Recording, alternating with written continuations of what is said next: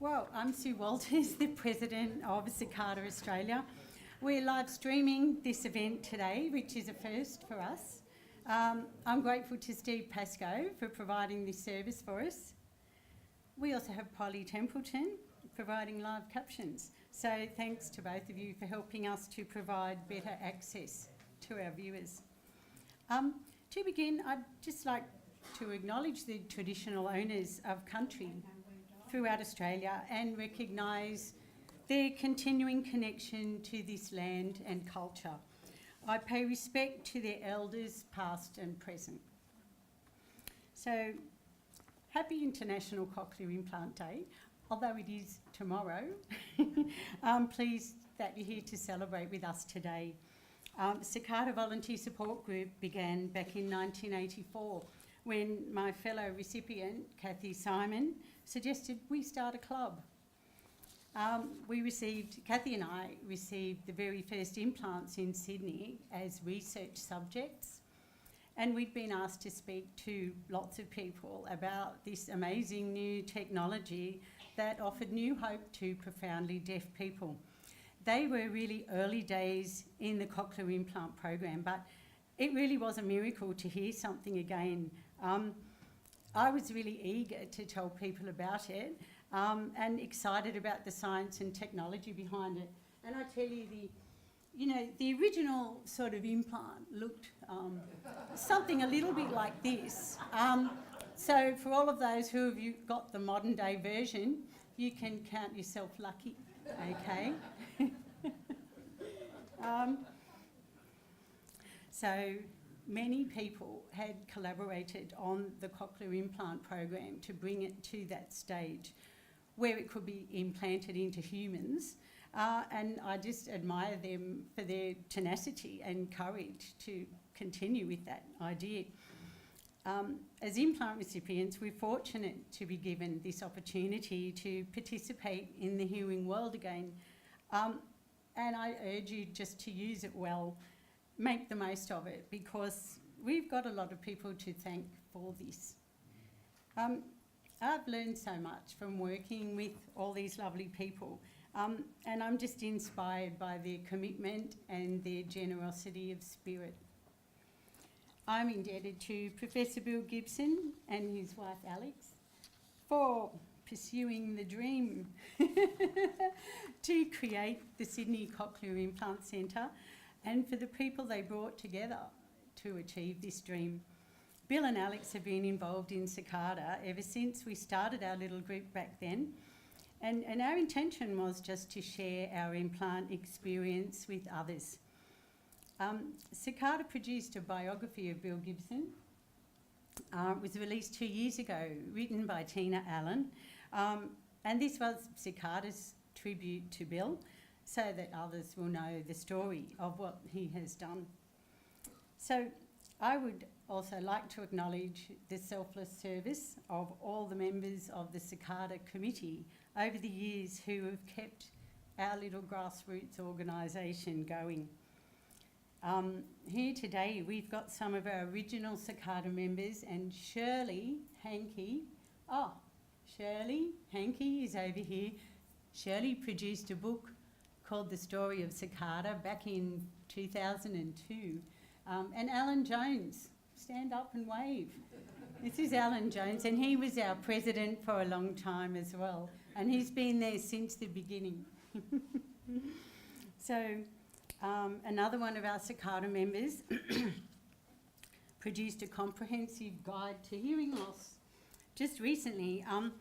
The full version is actually 90 pages long, but it's a really useful source of information for anyone you know who has hearing loss but hasn't really done anything about it. This is just a short summary of the guide. There's a few copies there if you want to have a look or take one. The full version can be viewed on our website, and just recommend it to other people, if you think it will be helpful. So we just want to help other deaf people who are going through the same experience. So I'd really also love to thank my current CICADA committee. who nominated me for the Order of Australia medal this year. It was such a lovely surprise to receive that, and I'm just really touched that they thought of it. It's lovely. So I often feel I'm just sort of fumbling my way along here, trying to come up with ideas or some sort of new direction for CICADA. But without my team, the barbecue days, the morning teas, the newsletter, all these things wouldn't happen without our little core group of committed members. So we get good feedback from people who come along to our events, and this is what keeps us going. CICADA is just a small part of something bigger, but I know my CICADA committee have their heart in the job. So anyone can start a support group, whether it's just a get-together at a local park or cafe, or meeting up with a couple of other recipients who live in your area. Think about it. It's a great way to meet new and interesting people and help each other on the journey. So I'd like to thank Cochlear Limited and the Sydney Cochlear Implant Centre, or RIDBC, for collaborating with us on today's event. We have a long history of working together, and I'm grateful for their support. So I now would like to introduce Professor Kathy Berman, who is the Medical Director of the Sydney Cochlear Implant Centre, following in the footsteps of Bill Gibson, the founder. So SCIC is the largest cochlear implant program in Australia. It's a not-for-profit organisation for the assessment and long-term care of people with implantable hearing devices. So in 2014, SCIC formed this alliance with RIDBC, which is one of Australia's oldest charities, to expand their services. So please welcome Kathy Berman.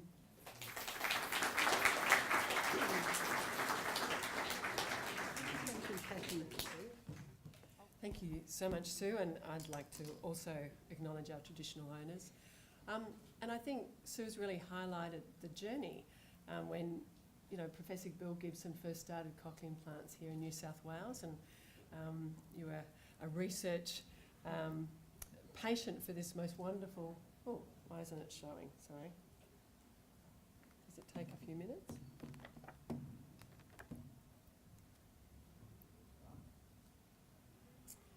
For this wonderful technology, and I think, it's been beyond everybody's greatest hope, what's been able to be achieved with cochlear implants and people's understanding. I'd like to acknowledge our SCIC team, our patients and their families, because that's why SCIC exists, to really help people get the most out of their hearing. And as Sue mentioned, SCIC is the largest program in Australia. Prof founded it back in 1984 as a not-for-profit organisation to really support people with cochlear implants, and more recently then with implantable hearing devices. To date, SCIC has performed over 5,000 cochlear implants for over 4,000 recipients. So we're giving long-term continued support for over 4,000 people, mainly in New South Wales. We have lots of different centres, trying to have that hub and spoke model, because it's hard enough juggling everything in life, let alone coming to appointments. So we have multiple sites throughout Sydney, but also throughout New South Wales and even up to Darwin. We have 15 surgeons who work with SCIC and over 65 staff, including 4 biomedical engineers. And really what we provide at SCIC is that initial assessment, the support through surgery, and then the long-term care of mapping and habilitation and keeping people on the air. And Sue and Lynn kindly work here at SCIC, helping with keeping devices going and breakable parts being replaced, etc. So for us in Australia, we're a country with a very high understanding and awareness of cochlear implants compared with the rest of the world. About 1 in 6 people in Australia have hearing loss. That's about 3.6 million people. In this country with great awareness of hearing loss, certainly all children now who need a cochlear implant receive one, but mainly but maybe only 10% of adults who would benefit from a cochlear implant have actually received one. So there's still a lot to do, but I'm sure Prof Gibson, when he first started cochlear implants for children back in 1987, never would have thought that we'd actually be able to say that in his lifetime, that we're actually being able to provide all cochlear implants for children who need them. And I hope, continuing that theme in his lifetime, we can actually say that for adults as well. So for children, we know that if we provide a cochlear implant to a child under 1 year of age, that we would predict that they have normal rate of language development and language acquisition. Now, I chose this slide specifically to show you the very old body-worn implants that we used to have for the little kids, because this sort of understanding has been around for over 20 years, that if we can provide hearing information to a child at a young age, then they will do very well. And certainly with neonatal hearing screening that started in 2002, that has revolutionised the paediatric side of things. For hearing loss, for adults, hearing loss is very much prevalent and undertreated. So 1 in 3 adults over 65 have hearing loss, and we think that it's the number one cause or one factor related to dementia that we can actually modify and change. So it's very prevalent, and we need to do a lot more work for adults. So the indication for cochlear implants are when hearing aids are not enough, and that indication has changed over the years. So as technology improves, we can then provide better outcomes with cochlear implants, and so too with hearing aid technology. As that improves, they might then change that threshold for jumping from a hearing aid to a cochlear implant. A nice rule of thumb is, do you struggle to hear in crowded places? Are you no longer able to hear children's voices clearly? So that's often high frequency voices, and so that's a clue that you're losing some of that high frequency sound. And do you find it difficult to hear on the phone? So if the answer is yes to any one of these questions, you might benefit from a cochlear implant. And these are very simple questions that GPs can ask, that friends can ask, that family can ask, and maybe that should trigger an idea that people should have their hearing checked and go from there. So this year, the World Health Organization has Hearing Day on the 3rd of March, just following International Cochlear Implant Day. And their theme this year is Check Your Hearing. And that's what I think we really need to encourage, especially the adults, is to just have a hearing check and see where you are. You might actually need hearing aids. You might need to think about a cochlear implant. There's growing support for an idea of adult national hearing screening. So whether it's at 55, at 60 or 65 years old, we need to actually think about maybe we should nationally screen, because remember, at 65, 1/3 of people will have hearing loss that needs a hearing aid or a cochlear implant. So maybe we need to be stepping in a bit earlier, picking it up so people don't have to suffer in silence to some degree, just not coping.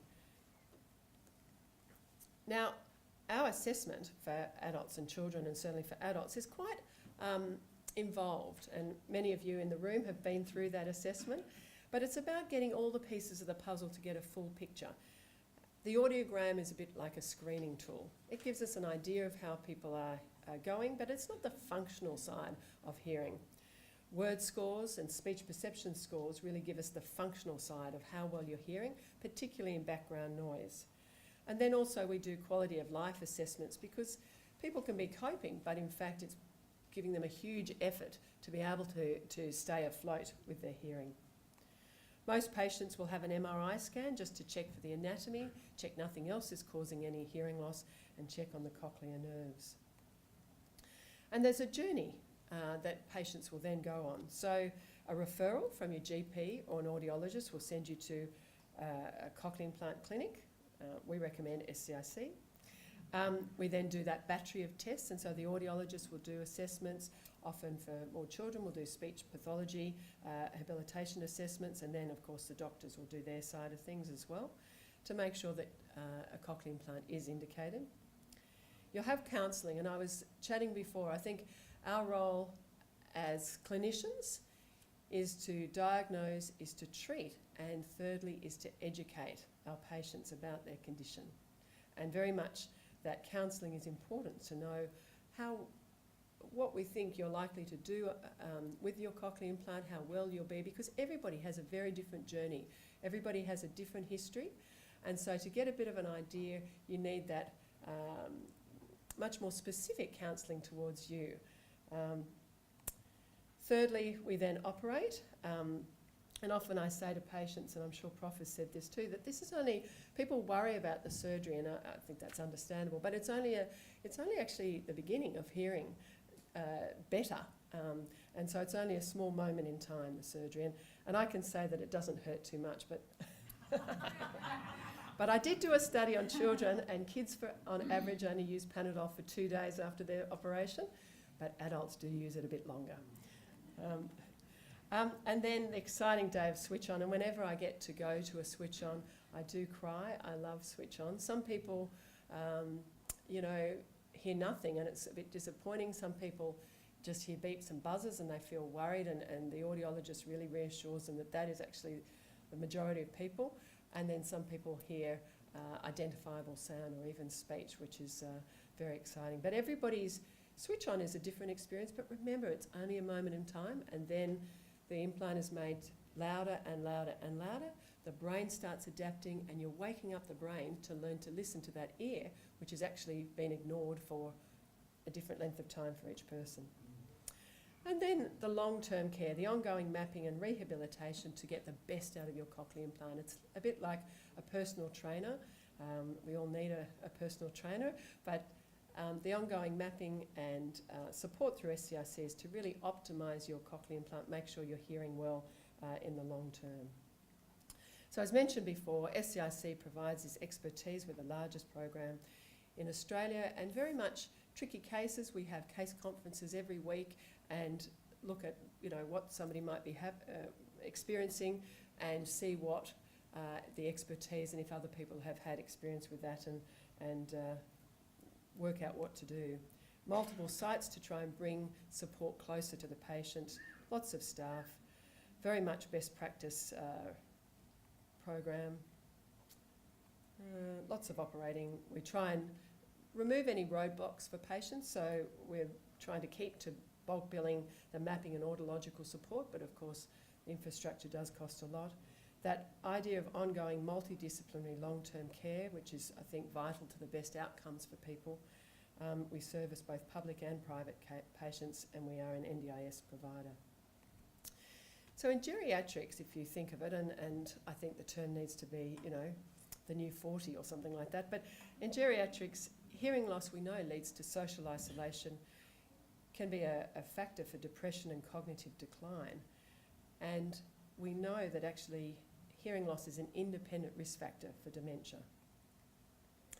So by 70, 3/4 of patients will have some hearing loss. And if you have mild hearing loss, you have 2 times the increased risk of developing dementia over the next 10 years, moderate hearing loss 3 times, and severe hearing loss 5 times. So we really need to step in. And recently The Lancet commissioned a review for dementia prevention, and it was found that hearing loss in one's midlife stage was responsible for 9% of what we think could be actually preventable or factors that lead to dementia. So it was the highest risk factor found. There were a total of 9 risk factors picked up, but the hearing loss was the highest risk factor found at influencing 9% of cases. So it's really important that we manage hearing loss at all stages of life, but certainly to reduce the potential impact of dementia. So cochlear implants can bring back hearing. I really think it is a miracle. I do think it's amazing that this can give people so much clarity. And cochlear implants are able to replicate the function of the most delicate organ in the body, the cochlea. So for today and for tomorrow, happy International Cochlear Implant Day. It is certainly worth celebrating. Thank you. My name is Kunal Amalin.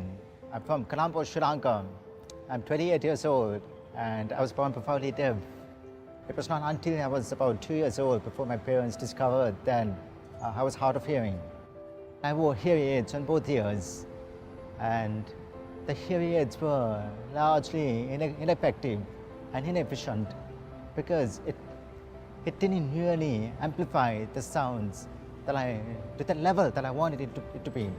My parents found out about cochlear implants through a family friend, and within 2-3 weeks we met with the surgeon. And I think after about like 1 or 2 months, it was incredible because I was finally able to hear the clarity of my mom's voice. You know, when she called out my name, you know, she said Kunal, and I just looked up at her and I was like, my God, yeah, that's my mom's voice, and such an incredible, the sweetest voice ever. Just made me feel incredible, like, you know, just made me feel so wonderful. Like, probably at the time I was too young to realize all those things, but I think now it was a life-changing moment for me, honestly. It was a massive life transformation. It's providing me the sounds, especially when I go for NBA games or cricket matches or Formula One race. It's just like the wonderful sound of the engine, you know, the roaring sound, and to be able to hear all those cheers, just yeah, wonderful. The cochlear implants also really allowed me to speak over the phone as well. Those were one of the major challenges that I had back in the day. But now, I think every year, I'm becoming a lot more confident. My family and friends, they understand me a lot better now than 10-15 years ago. I have been a recipient for almost 20 years. I have gone through like different phases of life, and the one thing that has been constant in my life is Cochlear. I think with each upgrade, I have become like increasingly impressed by the clarity and by the quality of these sound processors. I have decided to go for the bilateral surgery on the left ear because I'm really excited to hear what else the world has to offer.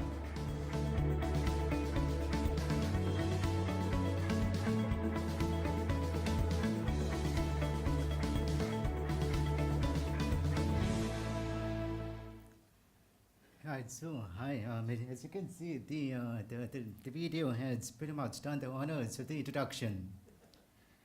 Good afternoon, and thank you so much for giving me the opportunity to speak today. I am extremely grateful. I'm extremely grateful to be here, and I would like to take a special moment as last week was. And as last week was a very, very special milestone that I would like to celebrate, because it was exactly 20 years ago that back in February '99, when I had the surgery and implanted on the right ear. If you ask me what is the single biggest thing that has an impact on me during the last 2 decades, I would say access to hearing and speech clarity. At the age of 9, I spent 7 months in Sydney with my mom, who's here with me today, going through all these speech therapy classes. We also have, I think I've also invited my former speech therapist, Lynn Richards, who helped me out 20 years back. Hopefully she should be here today. I used to be very stubborn and annoy these 2 special ladies. At that time, I didn't really quite understand why speech therapy was so important. But now I am extremely thankful to Lynn for being able to keep me entertained throughout the sessions. After we were back in Colombo, Sri Lanka, where I spent the next 10 years, it was very, very interesting growing up there. The constant traffic noise, the humidity, the school classrooms, all were not exactly equipped to support my hearing environment. we had all these concrete floors with metal chairs and the thin classroom walls all the way up to the 5th floor. I could hear the piano playing on the ground floor every morning, every day. So it was very distracting, very noisy. Young teachers didn't quite understand how to handle a hearing impaired child. But with the constant support from the principal of the school and my parents, they made an effort to meet with the teachers ahead of time and prepare me with enough material so that I would understand the subject well enough before school began. I loved playing sports. Sorry, yeah.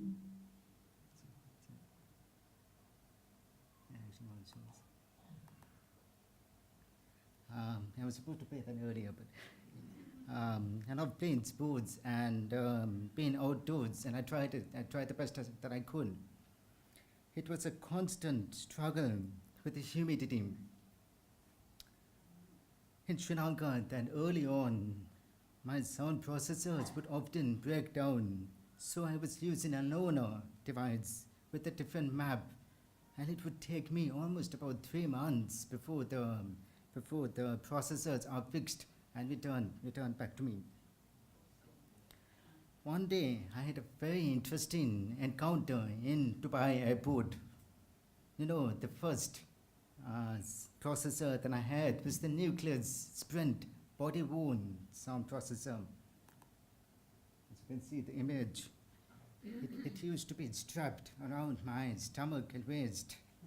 And as I was going through the security check, the security guards stopped me as they felt the processors.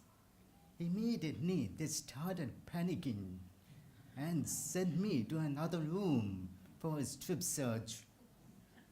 At the time, I was scared and started sweating. So he asked me what the processor was, and I said that it helps me hear, and without the processor, I cannot hear. And he said, sorry, I'm so sorry, sir. I got scared because I thought it was a bomb.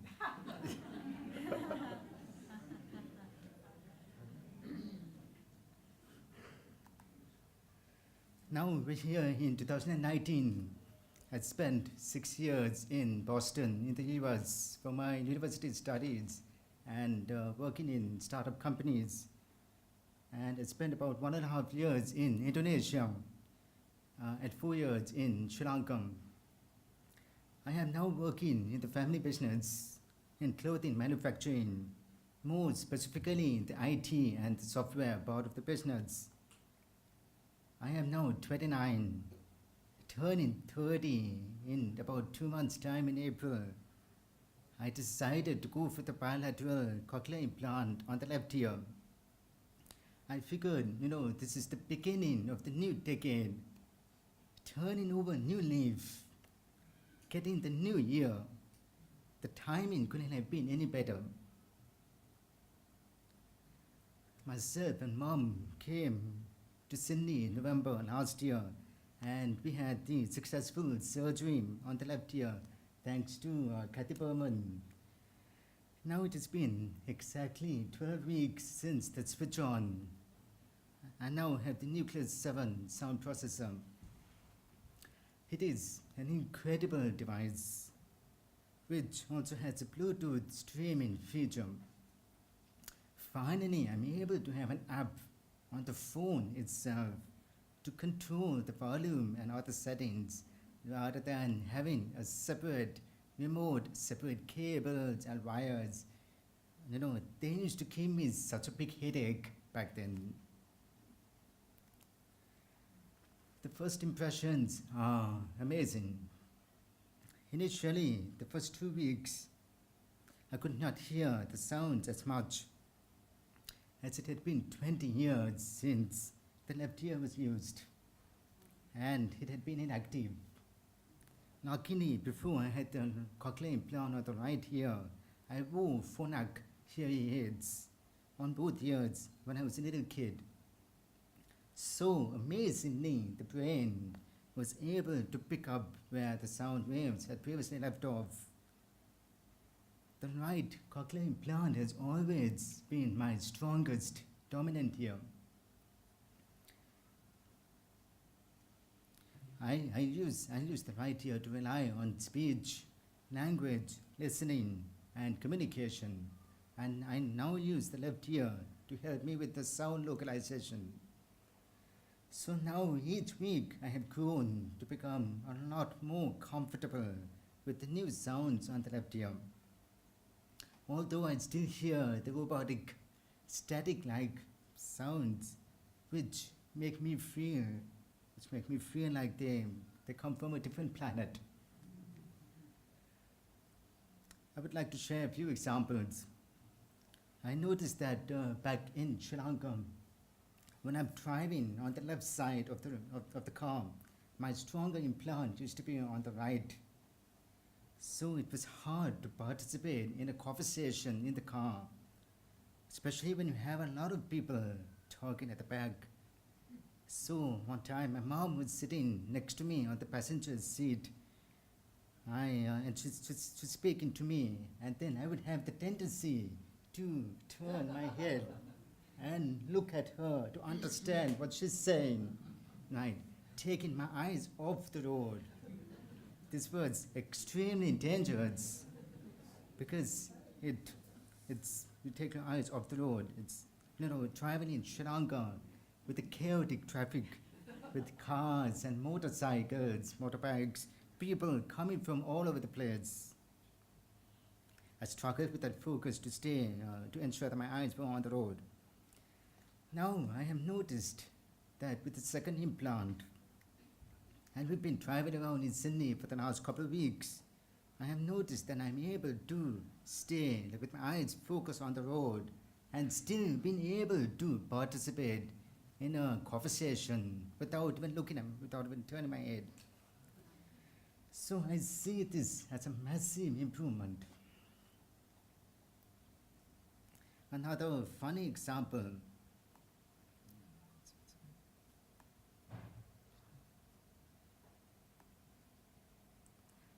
Another funny example. Since I've been wearing the second processor, I have made a conscious effort to remove the stronger right here, especially when I'm at home and in the mornings and having a chat with mom. This helps with the listening practice. So one day, at one time, when I was ready to take a shower, and by force of habit, I will usually take off my sound processors. So when I stepped into the bathroom and switched the water tap on, suddenly I could hear the water trickling down. And I thought to myself, that's really strange. Why am I still hearing the water? Then I stepped onto the shower cubicle and the sounds became louder and sharper. And I thought to myself, something is not right. That's when I realized, oh my God, I completely forgot to take off my sound processor. It's a wonderful feeling because I had thought that the right ear alone was enough, but apparently it wasn't. Of course, at that time, I didn't know any better. I now think of the right and the left ear as two body systems. The right needs the left to help with where the sounds are coming from, and the left needs the right to help with speech and communication. So now when I take the left ear off and focus on the right ear alone, still it feels like there's a massive vacuum, like something is missing. The sounds are not quite complete. So now I am fully equipped with two Nucleus 7 sound processors on both ears, and it feels like it's almost complete. It's getting there, it's almost complete.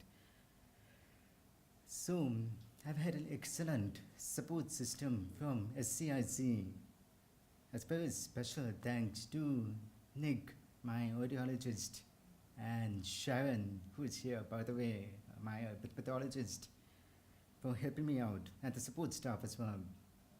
Sharon, I will be sure to continue with my listening activities when I get back home. So we have been here in Sydney for 4 months, about 4 months now, and we're heading back to Sri Lanka on Tuesday. We hope to be back in Sydney soon. So if anyone wishes to reach out, my details are there on the screen, my email address, phone number, and you can contact me on Facebook or LinkedIn. Thank you so much for your time and attention. I wish you all the very best and good luck.